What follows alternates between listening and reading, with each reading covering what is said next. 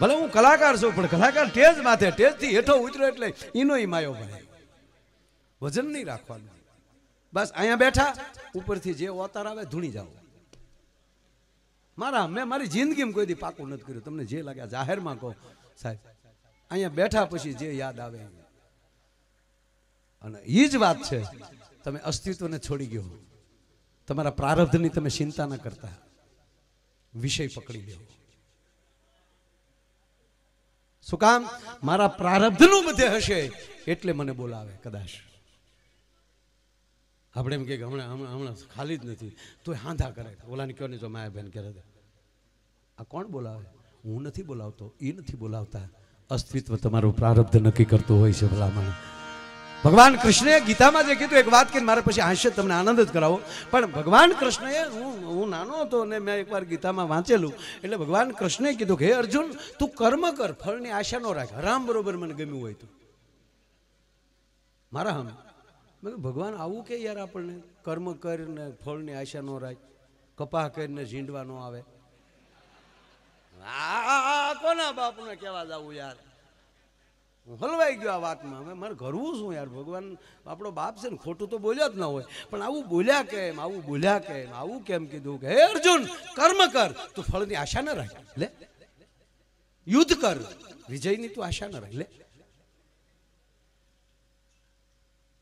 ડાયરો કરીને ખબરમાં એમણે ભાઈ ભણવા જાણ નોકરી ન મળે. સાહેબ, યુવાન મિત્રો, મારા બાપ સતત એ પંક્તિ મગજમાં ગુમ્યા કરી. ભગવાન કૃષ્ણનું આ વાક્ય, કર્મ કર, ફળની આશા ન રાખ. અને સમજાણું ત્યારે ખબર પડી, કારણ કે આ ગીતાને સમજવામાં 5000 વર્ષ વયા ગયા.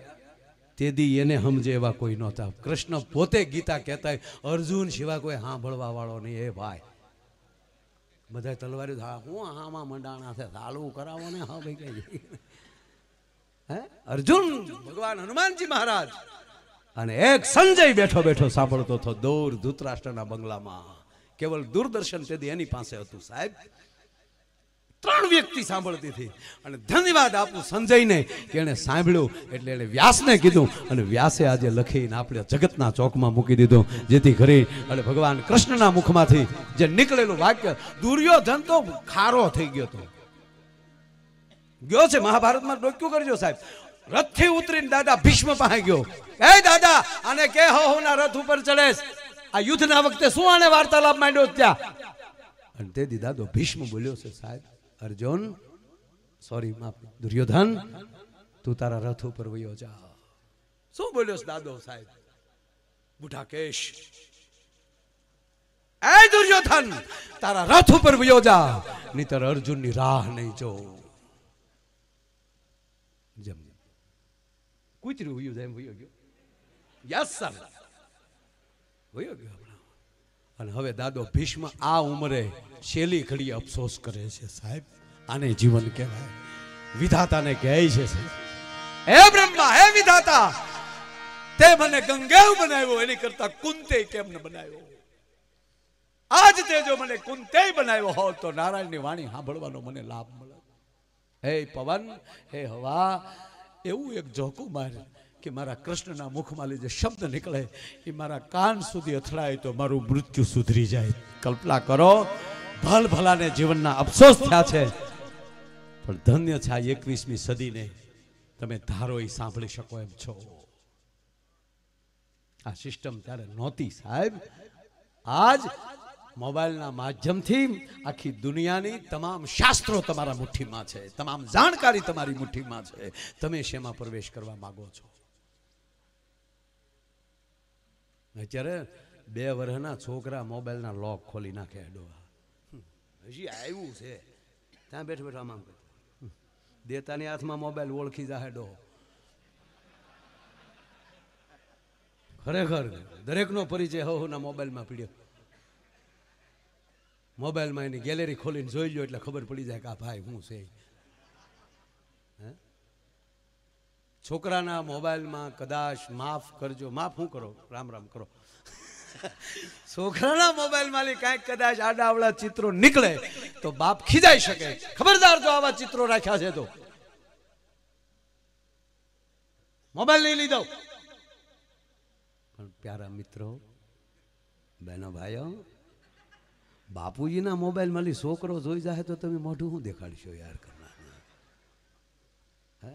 જે તમારા હૃદયની બાજુમાં રહે છે, તમારા બોડીને જે ટચ થઈને રહે છે, એમાં પવિત્રતા રાખો. એના એના એના કણો તમને અસર કરશે.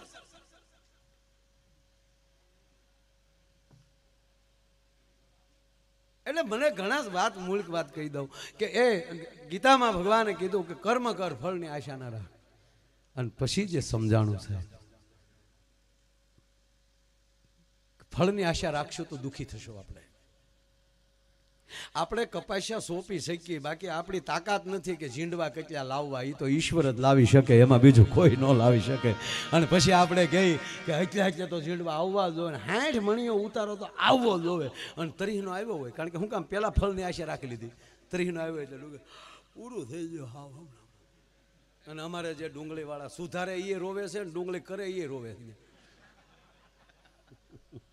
ચાલી ડુંગળી જેવી છે. પૈણા એ નથી, પૈણા એ વાટે છે. તમે જોજો લગ્ન થતા હોય ને ત્યારે બે ડિસ્કા કરતા હોય. એક યુવાનો ડિસ્કા કરતા હોય, એને આનંદ હોય મિત્ર પરણે છે ને એક આપણા લગ્ન થાય તો એ બાને એ આવશે. અને પરણેલાય કૂદતા હોય. એ હું કૂદે, હું કે ખબર, આવ્યો આપણી લાઈનમાં, આવ્યો આપણી લાઈનમાં.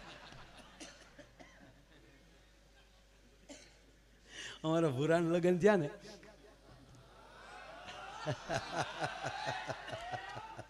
હવે ડાયરો આ છે ને બધો ડાયરો, હવે ઘરનો ડાયરો. હાવા ગુલ રહે ગુલશન રહે, ગુલ કે પત્તે ચલે ગયે, 2:45 વાગે.